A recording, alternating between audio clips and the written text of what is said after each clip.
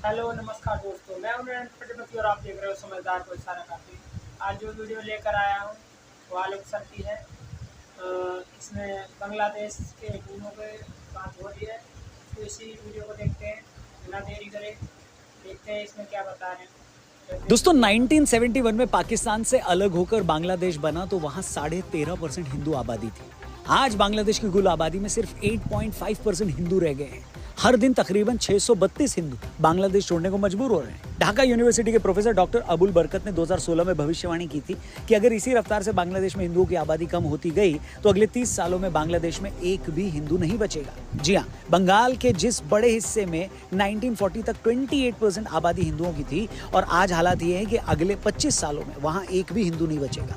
बांग्लादेश में हर दिन हिंदू मंदिरों को तोड़ा जा रहा है, हिंदुओं के कारोबार बर्बाद किए जा रहे हैं, हिंदुओं के घरों को गिराया जा रहा है, मगर हैरानी है कि हिंदुओं के सबसे बड़े देश भारत में इसकी कोई चर्चा ही नहीं है। Voices of Bangladeshi Hindus Twitter account की टाइमलाइन पर अगर आप नजर डालें तो कुछ दिन पहले एक हिंदू शख्स को कुछ कट्टरपंथियों ने इसलिए पीट दिया क्योंकि अपने पिता की मौत के बाद हुए अंतिम पाठ में उसने लाउडस्पीकर पर गीता पाठ चला दिया था। 19 जून को कुछ इस्लामिक कट्टरपंथियों ने बांग्लादेश के मदारपुर में एक हिंदू मंदिर और हिंदुओं के कुछ घरों को आग लगा दी। इसी जून महीने में आवामी लीग का एक काउंसलर 400 साल से ढाका के एक इलाके में रह रहे हिंदुओं से जबरन उनके घर खाली करवा देता है। उससे कुछ दिन पहले मोहम्मद अजीज नाम के एक शख्स ने विकास दास नाम के एक हिंदू बिजनेसमैन की जान ले ली। 3 जून को अतिथि मजुमदार नाम की एक हिंदू लड़की को मोहम्मद मुन्ना नाम का एक शख्स अगवा कर लेता है। ये तो चंद वो घटनाएं हैं जो सिर्फ पिछले कुछ दिनों में हुई। ह्यूमन राइट्स पर नजर रखने वाली संस्थाओं के आंकड़ों पर नजर डालें तो 2013 से 21 के बीच बांग्लादेश में हिंदुओं पर हमले के 3600 मामले सामने आए। अकेले 2020 में हुई हिंसा में 40,000 से ज्यादा हिंदू हिंसा का शिकार हुए। 2020 में हुई हिंसा में बांग्लादेश में 163 मंदिरों पर हमले किए गए, जो आज भी लगातार जारी है। मगर आपको पता है इस सब के बीच बांग्लादेश के हिंदुओं की असली तकलीफ क्या है?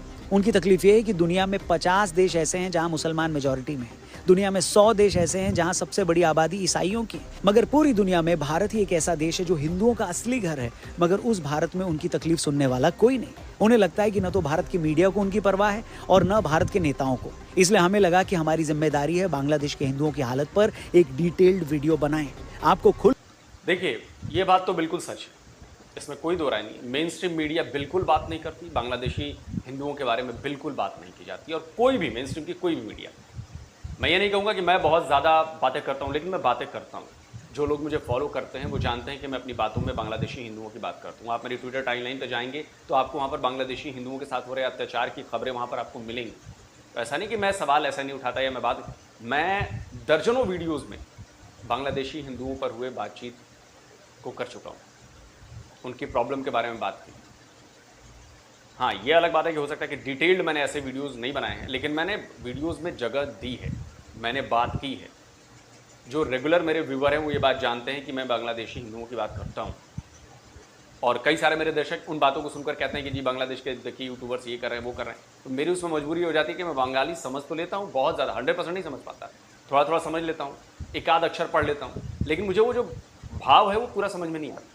तो इसलिए मैं उन पर रिएक्ट नहीं कर पाता कि मेरे दर्शक भी नहीं समझ पाएंगे। जब मैं नहीं समझ पा रहा हूँ तो मैं क्या समझाऊंगा? ये मेरे साथ प्रॉब्लम है। को खुलकर बताएं कि 1947 में पूर्वी पाकिस्तान में चले जाने से लेकर 1971 में बांग्लादेश बनने के बाद से आज तक बांग्लादेशी हिंदुओं के साथ जुल्म होता आया है।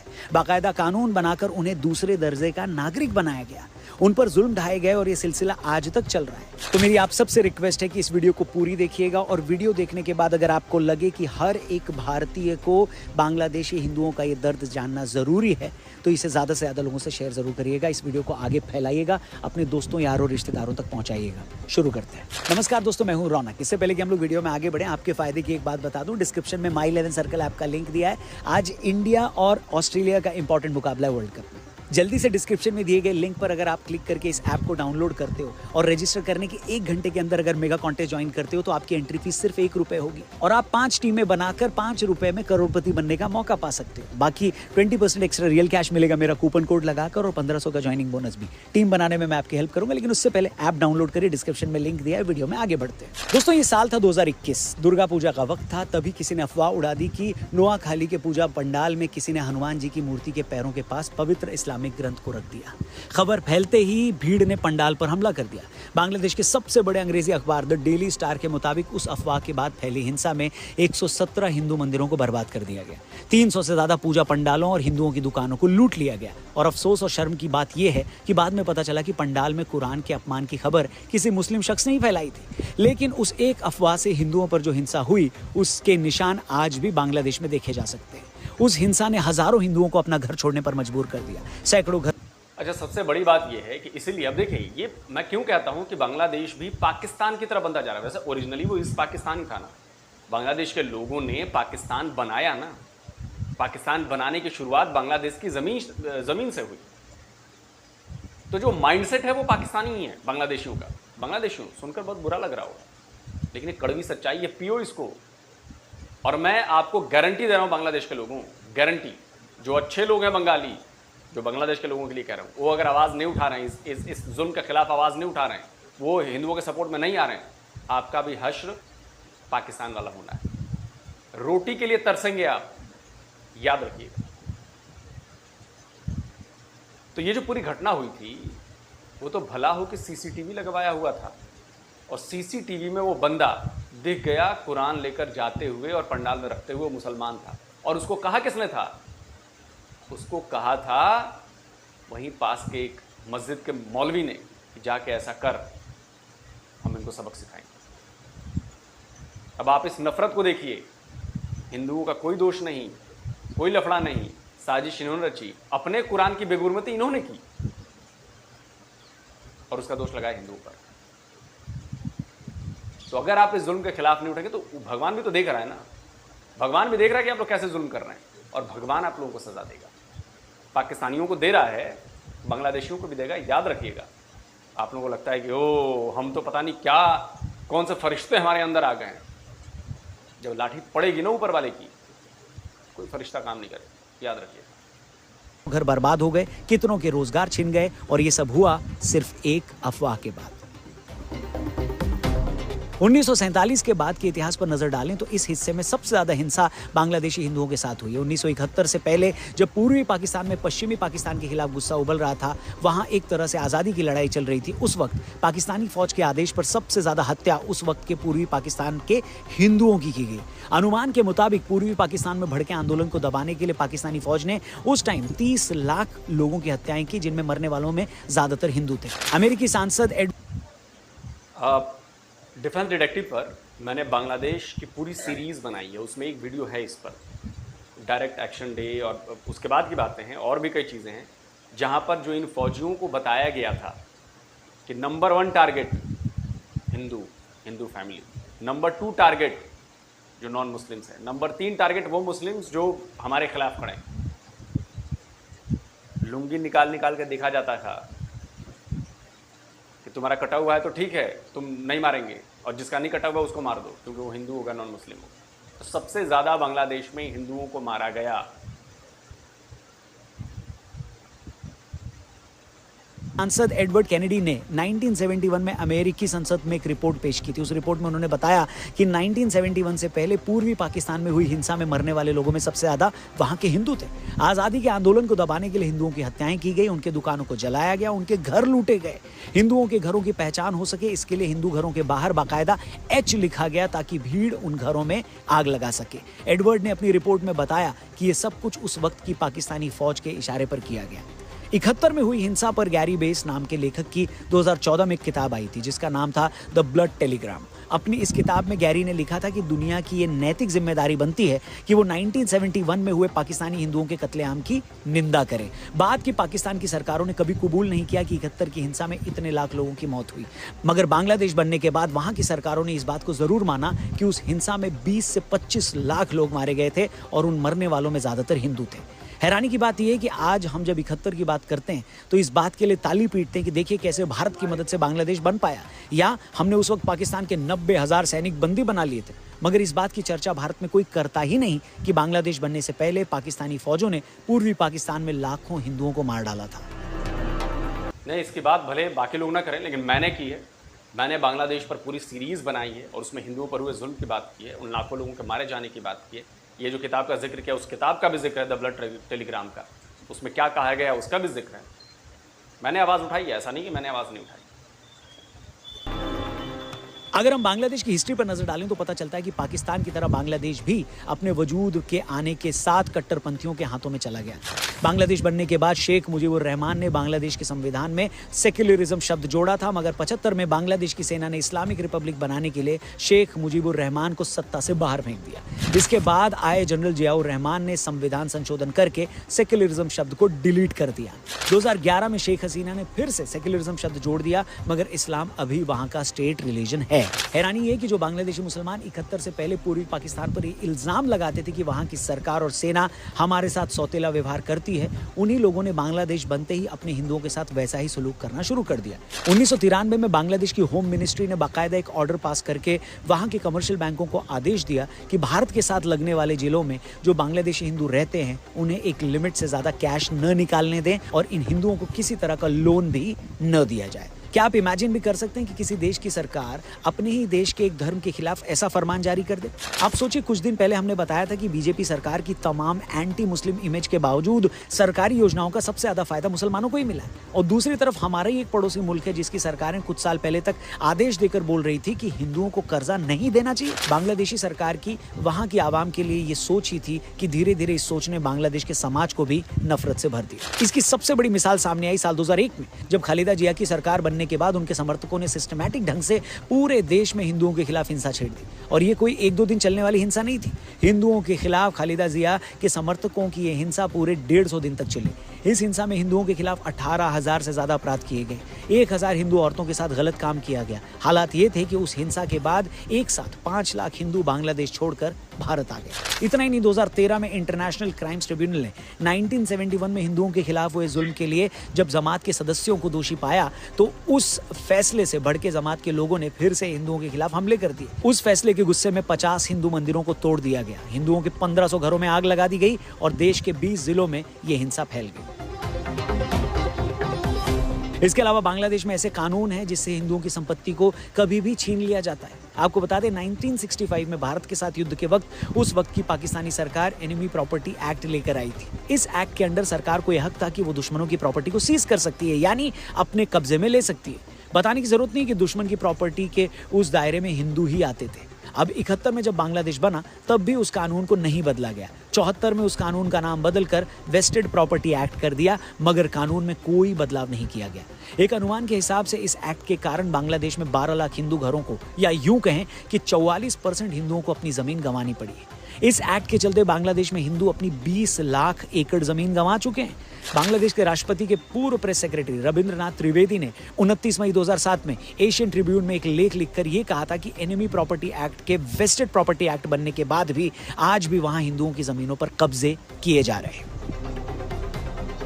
दोस्तों, ये हो सकता है कि ये सारे आंकड़े आपको कुछ भारी लग रहे हो, या आप ये सोच रहे हो कि मैं इतनी डिटेल में सारी चीजें क्यों बता रहा हूं, लेकिन कभी कभार सच्चाई बताने के लिए आपको डिटेल में जाना पड़ता है। और इस पूरे मामले की और तह में जाकर अगर हम ये सोचें कि क्या बांग्लादेश के समाज में इसके खिलाफ आवाजें नहीं उठती, क्या लोग इसके खिलाफ, इस कट्टरता के खिलाफ आवाज नहीं उठाते, तो इसका सीधा सा जवाब है कि लोग आवाजें उठाते हैं। मगर किसी भी सोसाइटी में अगर खुद से अलग बात करने वालों को मार दिया जाए या उनके खिलाफ हिंसा की जाए तो फिर भीड़ के खिलाफ बोलने की हिम्मत कौन करेगा? कुछ एग्जाम्पल्स देखिए। बांग्लादेश के पॉपुलर ब्लॉगर थे अहमद रजीब हैदर, जो खुद को नास्तिक बताते थे और अपने ब्लॉग के जरिए 71 के युद्ध से पहले बांग्लादेश में जो युद्ध अपराध हुए थे उसके आरोपियों को मौत की सजा देने की बात करते थे। मतलब वो ऐसे लोगों को सजा दिलवाना चाहते थे जिन्होंने उस वक्त हिंदुओं पर जुल्म किए। कट्टरपंथी इस बात से उनसे काफी नाराज थे। इसी के चलते 15 फरवरी 2013 को ढाका में उनके घर के नजदीक उन्हें मार दिया गया। इसके 2 साल बाद एक और उदारपंथी ब्लॉगर अभिजीत राय की उस वक्त हत्या कर दी गई जब वो ढाका यूनिवर्सिटी में एक बुक फेयर अटेंड करने के बाद घर जा रहे थे। इसी घटना के कुछ दिन बाद 30 मार्च 2015 को कट्टरपंथ का विरोध करने वाले एक और सेक्युलर ब्लॉगर वशीकुर रहमान की हत्या कर दी गई। इसी के कुछ दिन बाद 12 मई 2015 को अनंत बिजॉय दास का मर्डर कर दिया गया। फिर अगस्त 2015 में साइंस एंड रैशनलिस्ट एसोसिएशन के मेंबर निलॉय नील का भी मर्डर कर दिया गया। इसके अगले कुछ ही महीनों में कट्टरपंथियों ने कई और लेखकों और पब्लिशर्स की उनके विचारों के लिए हत्या कर दी। इतना ही नहीं, हिंसा के इस माहौल से घबराकर तस्नीम खलील, इमरान सरकार, आसिफ मोहिउद्दीन जैसे लेखकों और ब्लॉगर्स को डर के मारे बांग्लादेश छोड़कर दूसरे देशों में शरण लेनी पड़ी। आप ही बताइए, ऐसे माहौल में अगर कोई बदलाव की बात करना भी चाहे तो करेगा कैसे? इस हिंसक, उग्र और जिहादियों की भीड़ से पंगा लेगा कौन? और जब पुलिस, अदालतें और सरकारें सब मिले हो तो आपका बचाव करेगा कौन? यही वजह है कि बांग्लादेश का समाज हर दिन कट्टरता की दलदल में धंसता गया और आज वो इतना धंस चुका है कि वहां से बाहर आना लगभग नामुमकिन है। मगर सवाल ये है कि एक भारतीय के तौर पर, हिंदुओं के सबसे बड़े देश के तौर पर हम क्या कर सकते हैं? क्या हम चुपचाप ये तमाशा देख सकते हैं? ये कहकर अपना पिंड छुड़ा लें कि हमें क्या, ये तो पड़ोसी मुल्क का मामला है? नहीं, हम हाथ पर हाथ रखकर नहीं बैठ सकते। आम आदमी के तौर पर हमारा पहला फर्ज तो ये है कि हम सोशल मीडिया पर इसके खिलाफ अपनी आवाज उठाएं। जो लोग बांग्लादेशी हिंदुओं की इस हालत के बारे में नहीं जानते, उन्हें अवेयर करें। दूसरा, अगर भारत सरकार सीए जैसा कानून लाई है तो उसका स्वागत करें, क्योंकि ये कानून आखिर में उन्हीं सताए हुए हिंदुओं के लिए लाया गया है जो अपने धर्म की वजह से बांग्लादेश, पाकिस्तान और अफगानिस्तान में नर्क भोग रहे हैं। जो पार्टियां सीए को एंटी मुस्लिम बताकर अलग ट्विस्ट दे रही हैं, उनसे ये सवाल पूछें कि जो लोग भारत में इक्का दुक्का घटना को आगे रखकर यहाँ के हिंदुओं को शर्मिंदा करते हैं, उन्हें बांग्लादेशी हिंदुओं की हालत के बारे में भी बताना चाहिए। ऐसा नहीं कि अकेली आवाज की अपनी कोई ताकत नहीं है या उसका कोई वजन नहीं है। आप जहां भी हैं, जिस भी हैसियत में हैं, इसके खिलाफ आवाज उठाएं। हम यकीन दिलाते हैं कि इस मुद्दे को छोड़ेंगे नहीं, क्योंकि पूरी दुनिया में हिंदुओं का सबसे बड़ा देश होने के नाते अगर हम ही अपने हिंदू भाइयों के लिए आवाज नहीं उठाएंगे तो कौन उठाएगा? उम्मीद करता हूं आप भी मेरी बात से सहमत होंगे। बाकी इस मामले पर आपकी क्या राय है, कमेंट करके जरूर बताएं और जाने से पहले डिस्क्रिप्शन में जरूर जाएं, लिंक दिया। चलिए, वीडियो खत्म हो गया और मैं इस बात से 100% अग्री करता हूं कि हमें तो आवाज़ उठानी पड़ेगी और ये हमारी जिम्मेदारी है। ये जिम्मेदारी है। बांग्लादेश के हिंदुओं को इस बात का एहसास दिलाना होगा, पाकिस्तान के हिंदुओं को इस बात का एहसास दिलाना होगा कि हम हैं, हम आपकी मदद करेंगे, हम आपके सपोर्ट करेंगे और ये करना पड़ेगा। तो बहुत ज़रूरी है। और थैंक यू आरजे रौनक कि आपने ये वीडियो बनाया और बिल्कुल इसको फैलाइए, लोगों तक पहुंचाइए। और सबसे मज़ेदार बात क्या है, भारत में रहने वाले मुसलमान इसका विरोध करेंगे। उनको फ़िलिस्तीन की चिंता है। अब देखिए, ओवैसी संसद में आके जय फ़िलिस्तीन कह रहे हैं, लेकिन उनका एक ट्वीट, एक बयान बांग्लादेश में हिंदुओं पर हो रहे अत्याचार पर दिखा दीजिए, मान जाऊंगा। आप समझिए कितनी बड़ी बात है। जय फ़िलिस्तीन आके कहते हैं आप, जय भारत नहीं कहा आपने, जय फ़िलिस्तीन कहा हमारी संसद में। तो आपकी नीयत साफ झलकती है और फिर आप कहते हैं कि हमने चूज़ किया भारत में रहना और आपको शक की नज़र से ना देखा जाए। क्यों ना देखा जाए? कितना अच्छा लगता अगर आप बांग्लादेश के हिंदुओं की बात कर लेते, कभी उस पर आकर लेक्चर देते और पूछते भारत सरकार से कि बांग्लादेश में हमारे हिंदू भाइयों के साथ जो जुल्म हो रहा है, उन पर जो जुल्म हो रहा है, जो जिहादी लोग उन पर जुल्म कर रहे हैं, उसके लिए भारत की सरकार क्या कर रही है। लेकिन वो वैसे साहब पूछेंगे। आरफा खानम शेरवानी जहर उगलती रहती हैं हमेशा, मुसलमानों के साथ ये हो गया, मुसलमानों के साथ वो हो गया, मुसलमानों के साथ फलाने ये कर दिया। आरफा खानम शेरवानी, कभी आपने बांग्लादेशी हिंदुओं की बात की है? नहीं करेंगे।